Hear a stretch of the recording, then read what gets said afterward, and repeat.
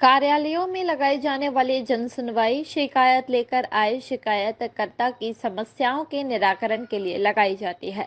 लेकिन क्या हो जब उस जन सुनवाई में आम लोगों की समस्याओं का समाधान ना किया जाए और उन्हें एक पावती या टोकन देकर इस टेबल से उस टेबल भटकाया जाए।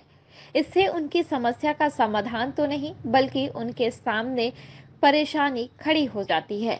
ऐसा ही कुछ आज कलेक्ट्रेट कार्यालय में दिखाई दिया। दरअसल यहाँ प्रत्येक सप्ताह के मंगलवार की तरह आज भी जन सुनवाई आयोजित की गई, जहाँ दूर दूर से फरियादी अपनी समस्याओं के निराकरण की आस लेकर आ रहे हैं।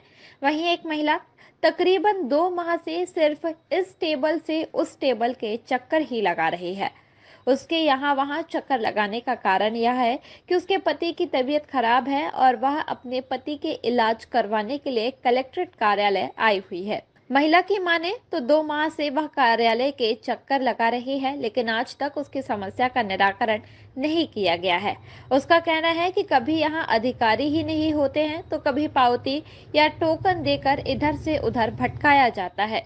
तो वहीं कलेक्टर ने दावा किया है कि यह जन सुनवाई आम लोगों की समस्याओं के निराकरण के लिए प्रत्येक सप्ताह लगाई जाती है, जिसमें अधिकारियों को यही आदेश दिया जाता है कि यदि शिकायतकर्ता की समस्या का निराकरण तुरंत हो सकता है तो शीघ्र ही समाधान दे दिया जाए या फिर एक निश्चित समय के बाद उस आवेदक की शिकायत का निराकरण कर दिया जाए। हालांकि इस मामले में यह कह पाना मुश्किल है कि क्या जन सुनवाई में शिकायतकर्ताओं की समस्याओं का समाधान होता है या नहीं, क्योंकि एक और महिला उसे पिछले 2 माह से यहाँ से वहाँ भटकाने की बात कह रही है, तो वहीं कलेक्टर आवेदकों की समस्याओं के निराकरण का दावा कर रहे हैं। ये आज हमने पहले चरण में ये काम चालू किया है कि जो जन सुनवाई में जो आवेदन आते हैं उनकी सुनवाई संबंधित विभाग को ही करना चाहिए, जिसको कि उसका निराकरण करना है। यदि समय सीमा में निराकरण नहीं होता है या निराकरण से असंतुष्ट होते हैं तो फिर कलेक्टर को उसकी समीक्षा करना चाहिए। इस व्यवस्था को आज हमने जिला स्तर पर लागू किया है और इसी व्यवस्था को हम विकासखंड स्तर पर और ग्राम पंचायत स्तर तक ले जाना चाहते हैं।